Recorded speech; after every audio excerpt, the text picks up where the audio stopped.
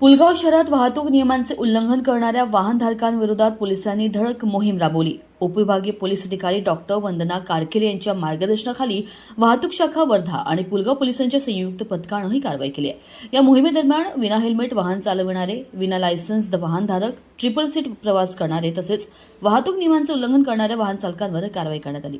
संबंधित वाहनधारकांना वाहतुकीचे नियम समजावून सांगण्यात आले तसेच विनयभंग करणाऱ्यांना चालना देण्यात आली। याशिवाय रस्त्यावर अनधिकृतपणे पार्क केलेल्या चारचाकी, ट्रक आणि दुचाकी वाहनांवरही कारवाई करण्यात आली। शहरातल्या वाहतुकीला अडथळा निर्माण करणाऱ्या वाहनधारकांना यापुढेही नियमांचे पालन करण्याचे आवाहन पोलिसांनी केले आहे। विशेष म्हणजे अल्पवयीन मुला-मुलींनी वाहन चालवताना आढळल्यास संबंधित अल्पवयीन वाहन चालकांसह त्यांच्या पालकांवरही बेकायदेशीर कारवाई करण्यात येईल असा स्पष्ट इशारा पोलिसांनी दिला आहे।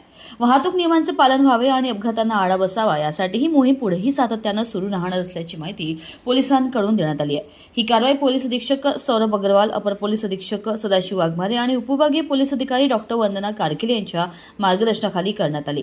कारवाईत पुलगावचे पीएसआय राय, वाहतूक शाखा वर्धाचे विजयकुमार गुले, मंगेश येरणे, किशोर पाटील तसेच पुलगाव पोलीस स्टेशनच्या कर्मचाऱ्यांनी सहभाग घेतला।